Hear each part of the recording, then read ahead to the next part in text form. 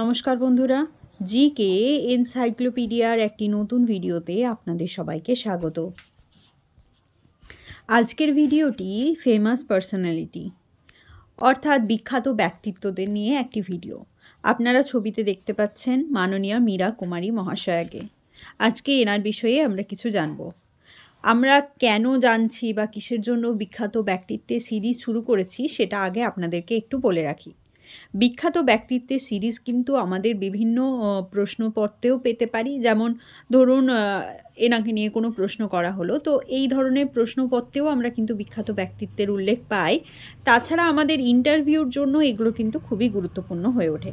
আপনি যে কোনো ইন্টারভিউ দিন না কেন, সেই ক্ষেত্রে আপনাকে কিন্তু প্রশ্ন করতেই পারে যে কোনো বিখ্যাত ব্যক্তিত্বকে নিয়ে, যে আপনি এনাকে চেনেন নাকি বা এনার বিষয়ে আপনি কী জানেন। তো এই ধরনের প্রশ্ন কিন্তু আমরা বিভিন্ন ইন্টারভিউতে ফেস করে থাকি। তো সেই সমস্ত কথা মাথায় রেখে আমি এই বিখ্যাত ব্যক্তিত্বের সিরিজটি শুরু করেছি। তো আজকে আমরা জানব মীরা কুমারী মহাশয়াকে নিয়ে।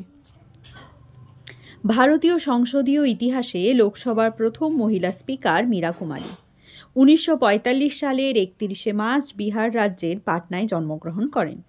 পরবর্তীতে তিনি দিল্লি বিশ্ববিদ্যালয়ের মিরান্ডা হাউস কলেজ এবং ইন্দ্রপ্রস্থ কলেজ থেকে পড়াশোনা শেষ করেন।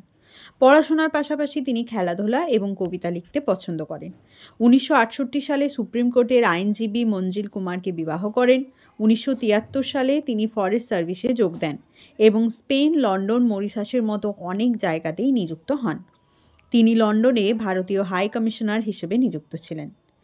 1985 সালে নির্বাচনে মীরা কুমারী মায়াবতী এবং রামবিলাস পাসওয়ানের মতো শক্তিশালী প্রতিনিধিদের পরাজিত করে বিজয়ী হয়েছেন। তৎকালীন প্রধানমন্ত্রী ছিলেন রাজীব গান্ধী। 1991 ও 92 সাল পর্যন্ত তিনি সর্বভারতীয় কংগ্রেস কমিটির সাধারণ সম্পাদকের দায়িত্ব পালন করেন।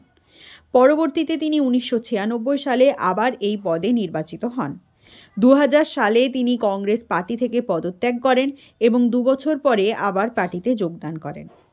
পরবর্তীতে 2004 এবং 2005 সালে তিনি লোকসভা নির্বাচনে জয়ী হন। 2004 সালে তিনি কংগ্রেসের নেতৃত্ব দেন, মন্ত্রিসভার সামাজিক ন্যায় বিচার এবং ক্ষমতায়নের মন্ত্রী হিসেবে নিযুক্ত হন।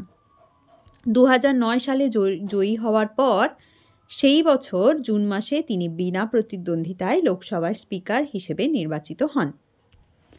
পরবর্তীতে কি হয়? ঠিক এর পরবর্তীতে লোকসভা নির্বাচনে ভারতীয় জনতা পার্টি বিপুল সংখ্যক ভোটে জয়যুক্ত হওয়ার পর তিনি লোকসভার স্পিকার পদ থেকে পদত্যাগ করেন।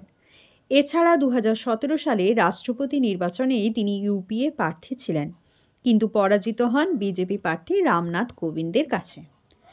তো মোটামুটি বিশেষ কিছু যেগুলো বিশেষ গুরুত্বপূর্ণ সেই সমস্ত পয়েন্টগুলোই আমি আমার এই লেখাতে তুলে ধরেছি। আশা করছি এটা আপনাদের ভালো লাগবে এবং আপনারা যারা এখনও আমার চ্যানেলটিকে সাবস্ক্রাইব করেননি তারা অবশ্যই আমার চ্যানেলটিকে সাবস্ক্রাইব করে নেবেন। ধন্যবাদ পুরো ভিডিওটা মনোযোগ সহকারে দেখার জন্য।